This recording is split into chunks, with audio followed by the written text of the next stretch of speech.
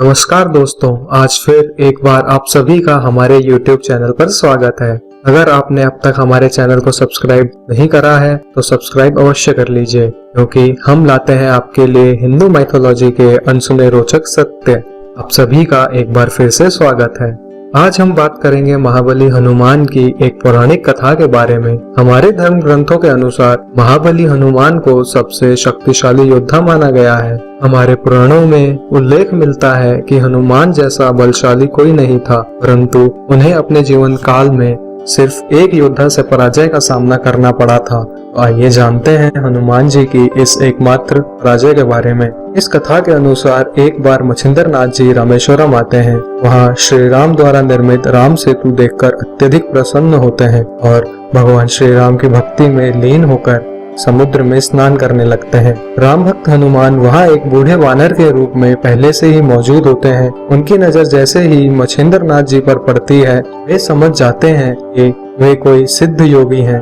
फिर भी हनुमान जी मछिंद्र नाथ जी की परीक्षा लेने की सोचते हैं और अपनी शक्ति से जोरदार बारिश करवाने लगते हैं, परंतु मछिंद्र नाथ जी पर कोई प्रभाव नहीं पड़ता। जब जोरदार बारिश का भी मछिंद्र नाथ जी पर कोई प्रभाव नहीं होता तो हनुमान जी वृद्ध वानर के रूप में ही पर्वत को खोदने लगते हैं। इस दृश्य को मछिंद्र नाथ जी देख लेते हैं। एक वृद्ध वानर को पहाड़ खोदते देख मछिंद्र नाथ जी कहते हैं, हे वृद्ध वानर, क्या तुम्हें ज्ञात नहीं कि प्यास लगने पर ही कुआं नहीं खोदा जाता?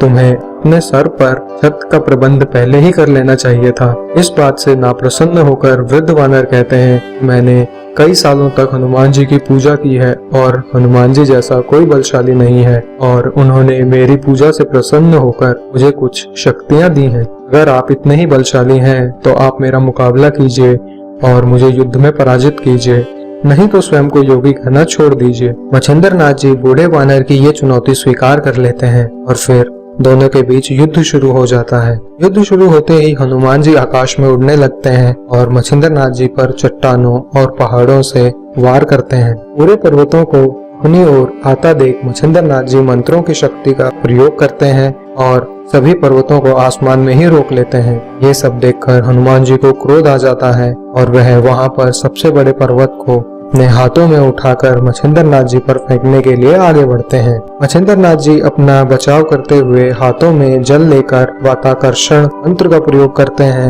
मंत्र की शक्ति से हनुमान जी आसमान में ही स्थिर हो जाते हैं। उनका शरीर तनिक भी हिलडुल नहीं पाता। मछिंद्र नाथ जी के मंत्रों की वजह से हनुमान जी की शक्ति के खत्म हो जाने के कारण हनुमान जी पर्वत का भार सह नहीं पाते और पीड़ा से तड़पने लगते हैं।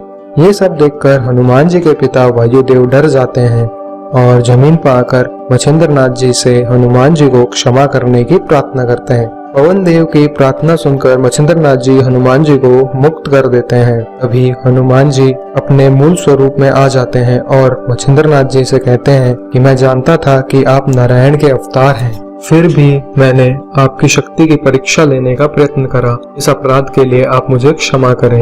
ये सुनकर मछिंद्र नाथ जी हनुमान जी को क्षमा कर देते हैं। दोस्तों, अगर ये वीडियो आपको पसंद आए तो आप इसे शेयर कीजिए और बने रहिए हमारे चैनल पर ऐसे ही रोचक सत्य और कथाओं के साथ। सभी का हमारे चैनल पर आने के लिए धन्यवाद।